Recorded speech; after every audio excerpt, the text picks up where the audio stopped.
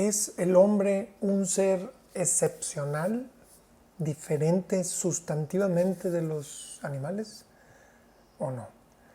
Bienvenidos a este nuevo episodio, la continuación de nuestra serie de temas sobre apologética científica que estoy trabajando para ustedes, estoy preparando como una secuencia de temas.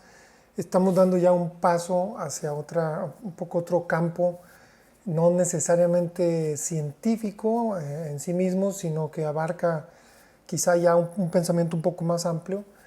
Y el tema de hoy es especialmente sobre el hombre. ¿El hombre es un ser excepcional o no?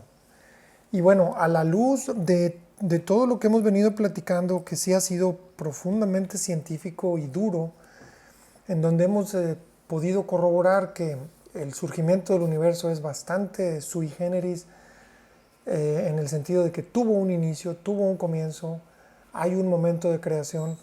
También todo lo que hablamos sobre el fine tuning, en donde vemos que todo parece indicar que el universo está creado al detalle finísimo para que pueda haber vida.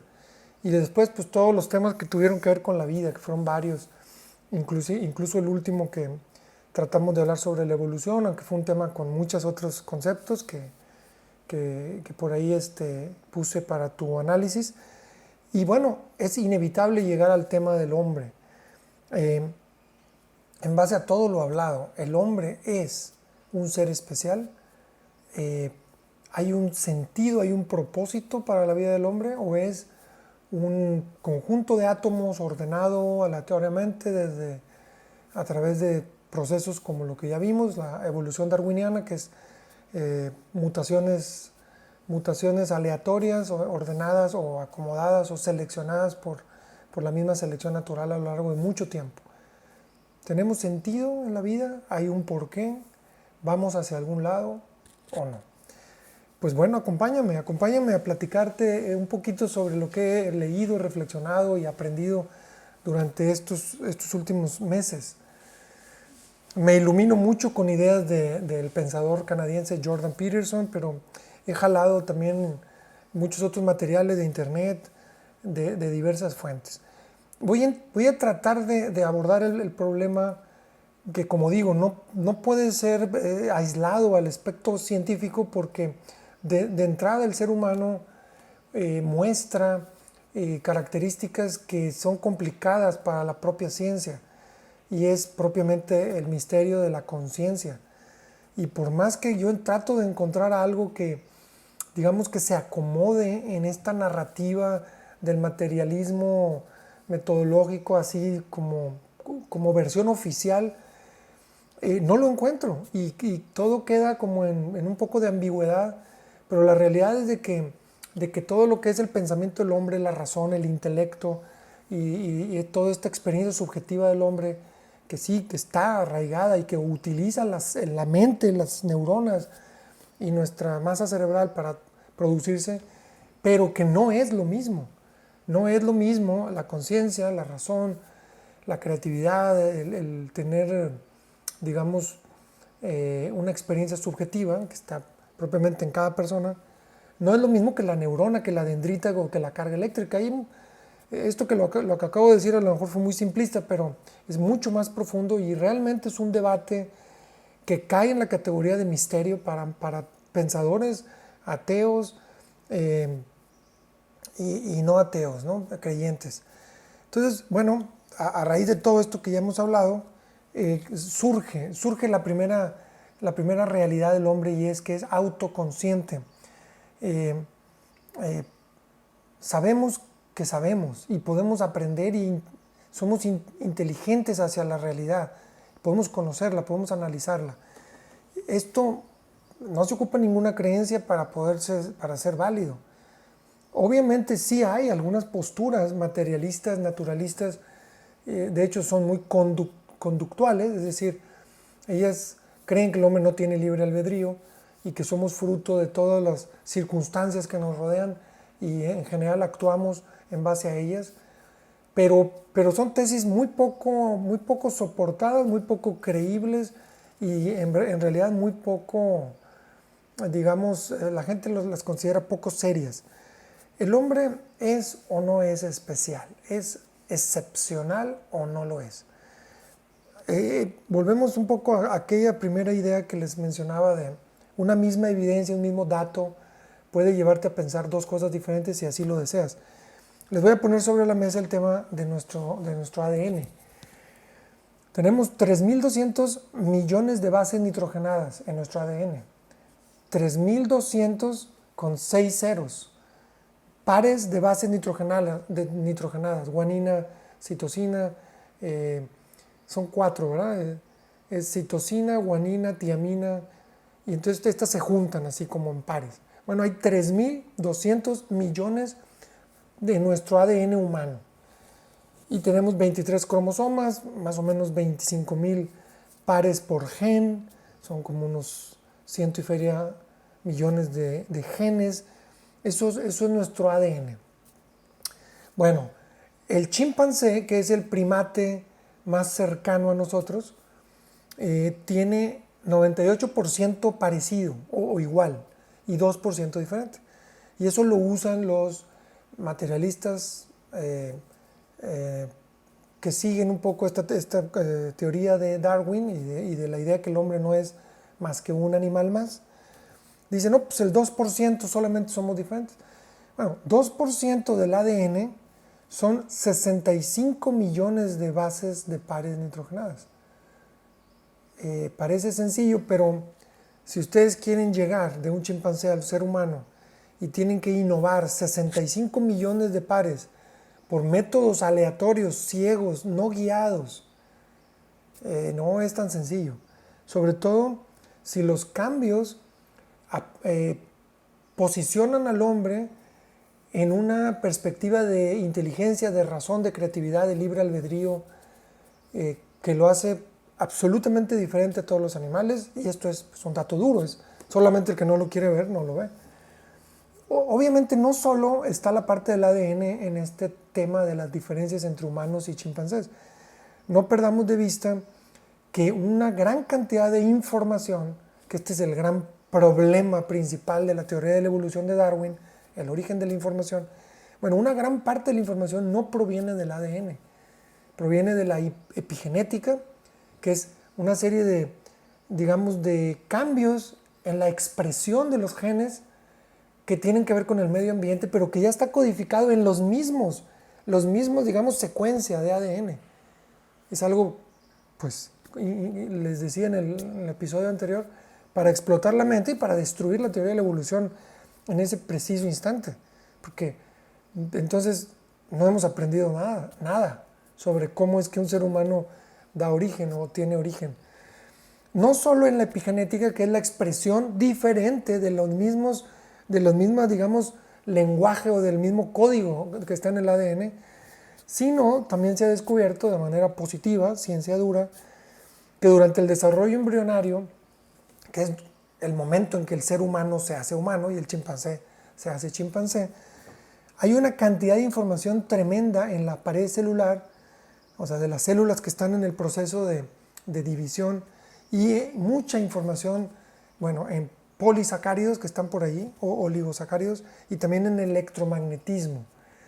Cosas que está apenas la ciencia descubriendo, pero que ya se tiene evidencia dura de ello. Entonces, en pocas palabras, aunque parecería 2% nada, también es algo infranqueable por métodos aleatorios. Entonces, seguimos en la misma premisa. Una innovación de una especie a otra es imposible que surja al azar, por lo tanto se ocupa un diseño inteligente, una inteligencia que lo guíe, no sabemos cómo, no sabemos quién. Hasta hoy la propuesta es que es pues Dios como diseñador, lo dice Stephen Meyer en su libro The God Hypothesis, pero bueno, vamos a dejarlo ahí. Desde el punto de vista científico es simplemente alguien inteligente lo hizo. Ya veremos más adelante pues si concuerdo o no con la versión que propone Meyer de una solución teísta al tema. Entonces, bueno, esta es la parte como científica. Tú puedes creer lo que tú quieras, ahí está la evidencia. La realidad es que el hombre es diferente a los animales y solo un niño chiquito podría creerse la historia de que no, pero créanme, es mainstream. La inmensa mayoría de la gente ahorita actúa como si los animales valieran lo mismo que el hombre. Y esto no da derecho de maltrato animal, ni mucho menos. Simplemente, pues, mantiene la posición de que el hombre es, digamos, órdenes de magnitud más importante o más capaz y más valioso por el mismo hecho de que el hombre tiene esto, razón, inteligencia, es capaz de tomar decisiones desde su libre albedrío. Y definitivamente que sí, es diferente, substancialmente diferente. Entonces es no solo materialmente diferente, sino en substancia. Es un poco la definición profunda de las cosas, ¿no? ¿Qué es lo que define algo en lo más esencial? Esto nos lleva a anticipar que efectivamente somos excepcionales. Esto por decirlo menos. Obviamente, aquí estamos ante una gran Y. Obviamente, todo lo que ya hablé, todos los episodios anteriores van preparando y van como separando un poco estos dos grandes caminos que, dicho sea de paso, traen enormes consecuencias en el comportamiento del hombre y en el derrotero de la sociedad y del mundo en su conjunto. No por digamos, la realidad, vamos a seguir pensando que se nos escapa. Y tenemos que creer para poder completar la realidad y poder actuar en el mundo. Pero si la realidad es diferente a tu creencia, no está exenta la consecuencia. Es decir, va a haber problemas. Esto o sea, si tú quieres creer en algo que es muy derecho tuyo de creer, pero es diferente a la realidad, desgraciadamente va a haber consecuencias. No están exentas, por muy bien intencionado que seas. Entonces es importante que todo ser humano en algún momento de su vida pues se haga este ejercicio de razón, de atención, de lectura, de análisis, de introspección, para poder edificar tu sistema de creencias que te permita actuar en este mundo y que por una razón lo más fundamentada posible, lo más apoyada en la ciencia, ¿por qué no? Puedas tú tener un mapa de creencias, un mapa de la realidad que te permita actuar y tener la tranquilidad que por lo menos es tuyo y tú lo eliges y tú lo razonaste y tú te atienes a las consecuencias si es equivocado. Y creo que todo es una tarea para todo ser humano, tarde o temprano en su vida. Ejemplos sobran, esta Y que se va marcando, el hombre no vale nada, es materia, no tiene propósito, su muerte es el fin y se va a convertir en parte de los átomos del universo. Obviamente, pues si no vale, pues puedes matarlo, no solo en regímenes totalitaristas, sino con el aborto, con la eutanasia, no pasa nada, no vale más. El hombre decide sobre la vida del hombre. Obviamente los animales valen lo mismo, por lo tanto tienen derechos y por lo tanto un hombre puede ser juzgado por la muerte de una gallina. Ya estamos viendo ejemplos, cuidado con esto. Y hay profundas consecuencias. El hombre se construye, al menos esa es la teoría de este lado, de la Y. Se construye y se inventa y hace lo que quiera. Este lado, el hombre es producto de una inteligencia que seguramente lo ha creado con un propósito. Somos excepcionales, estamos aquí por una serie de coincidencias o diocidencias tremendas, por lo tanto, como un ser excepcional, tenemos, bueno, esto ya no es propiamente una deducción que pueda surgir de la razón propiamente o de la ciencia, sino que puede ser una revelación, pero es como ha actuado la sociedad occidental desde hace cientos de años. Tenemos la chispa de lo divino, es decir, el hombre posee, tiene derechos y tiene el valor, y esto ha sido dado por Dios, no por otro hombre, ni por un gobierno, ni nada. Esto es los fundamentos de tu sociedad. No te escandalices cuando lo digo. Eso cree el Western Society o toda la cultura occidental está basada, sus leyes, su sistema de policía, su sistema democrático, que un voto de cualquier persona rica o pobre, poderosa o no, vale lo mismo. este sistema de esta parte de la Y que se bifurca posiblemente y con mayor intensidad en Darwin, tiene muchísimas consecuencias en todos los aspectos de la vida.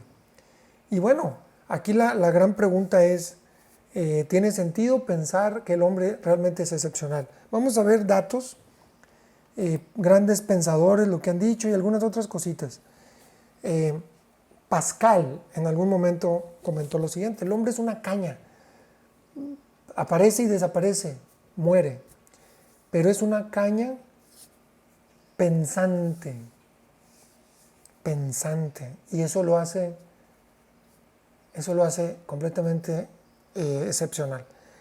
Una frase parafraseada de Pascal, pero que habla un poco de esto: el ser humano, porque es capaz de ser autoconsciente, incluso de poder inteligir toda esta naturaleza tan compleja y tan hermosa que se nos ha proveído, lo hace especial, muy especial.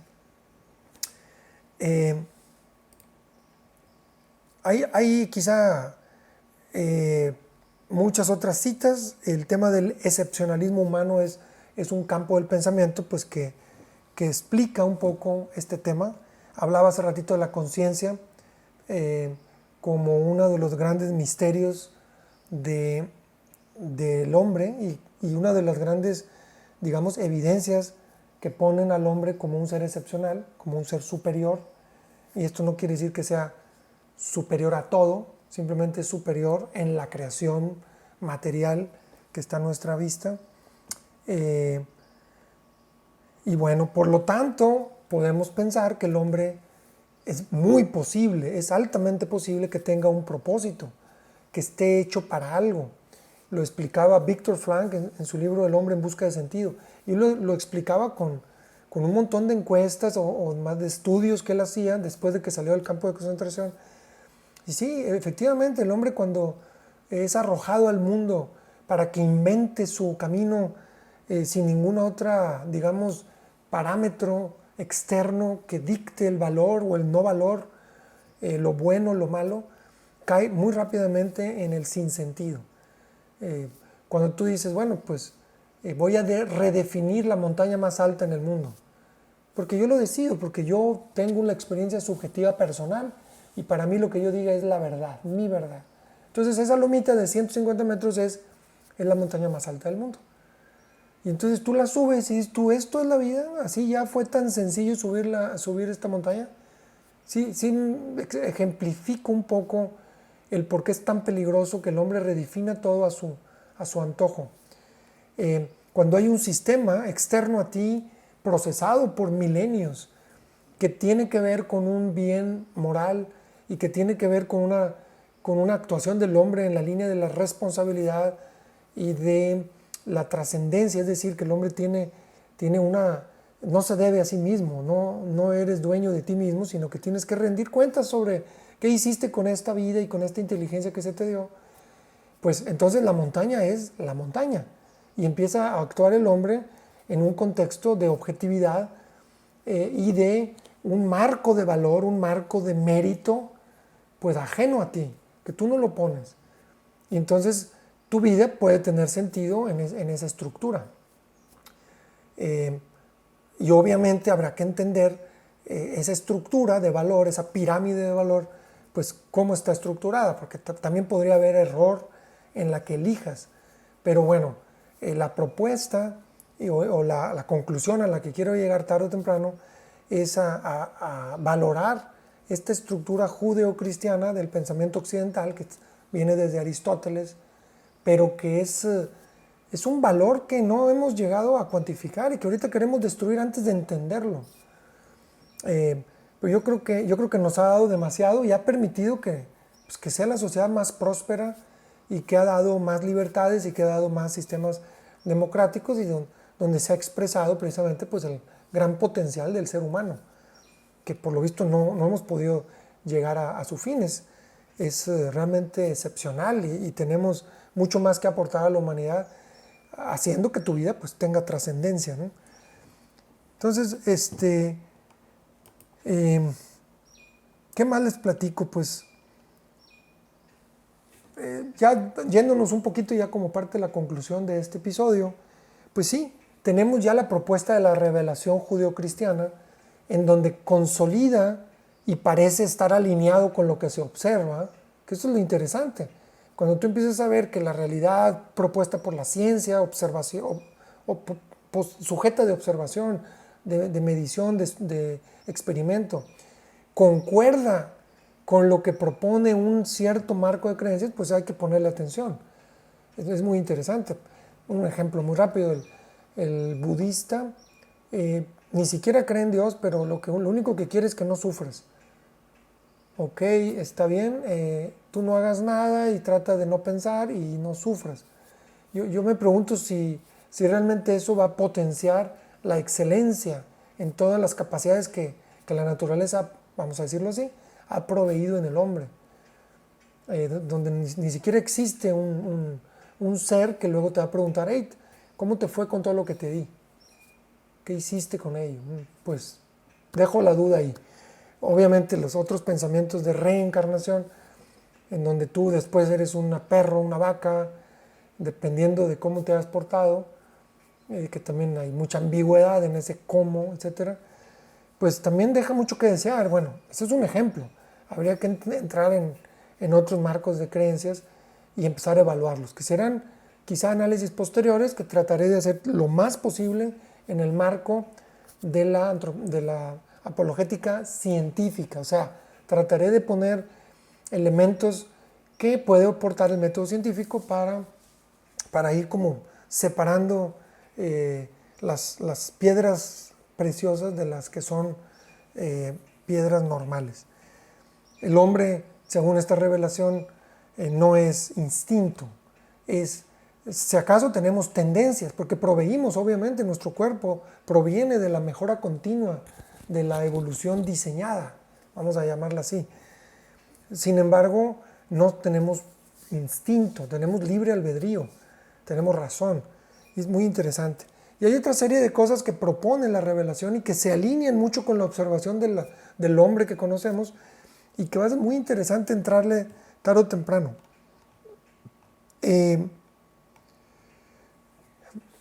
Bueno, aquí la vamos a ir dejando. Es muy interesante hacernos esta pregunta. ¿El hombre es excepcional? ¿Posee chispa de lo divino? Alguien diría ya en el contexto de la revelación, ¿fuimos hechos a imagen y semejanza de Dios, como dice el Génesis? Pues tú lo vas a decidir. No podrá ser ciencia dura, tendrá que ser creencia, tendrás que adoptarlo como creencia, pero te invito a que lo reflexiones con una profundidad tal a la luz de las grandes consecuencias que esto va a traer, porque no va a ser lo mismo. Una vida que crea, aunque sea suave, aunque sea light, pero que actúe en ese contexto de decir, no, pues la vida se acaba y no es nada después, y nosotros somos dueños de nuestra vida, podemos hacer lo que sea con nuestro cuerpo, y nosotros inventamos el marco porque no tenemos propósito, ¿ok? Buena suerte con tu camino.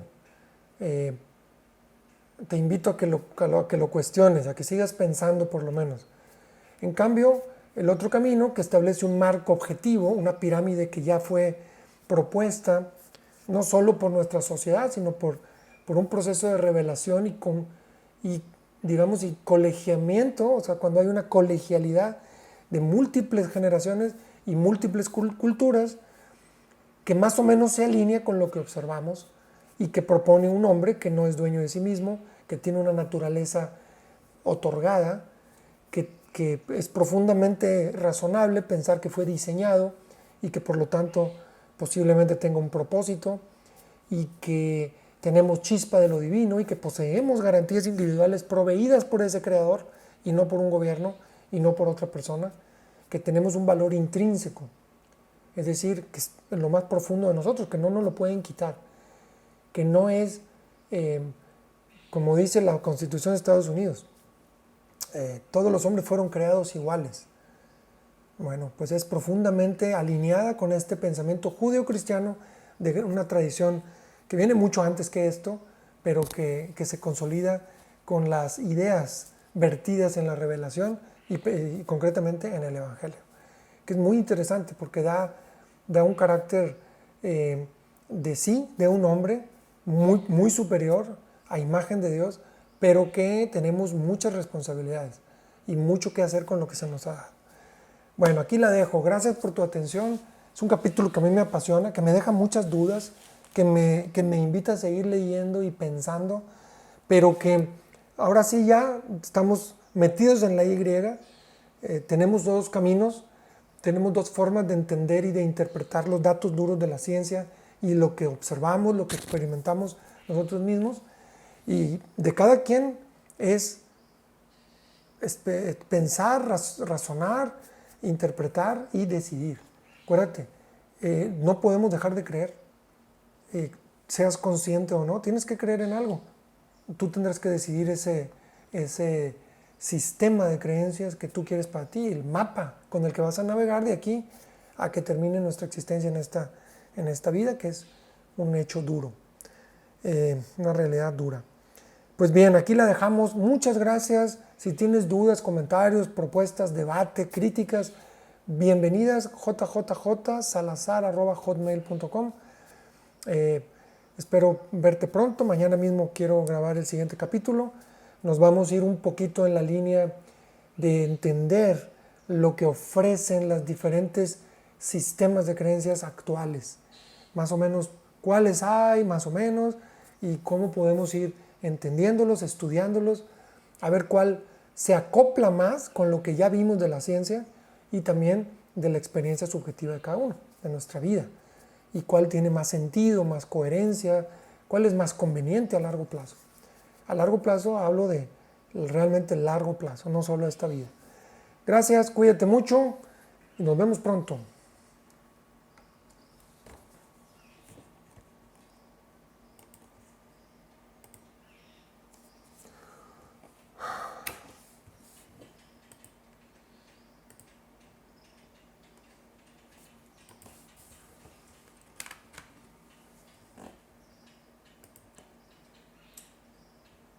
¿Es el hombre un ser excepcional, diferente sustantivamente de los animales? ¿O no? Bienvenido.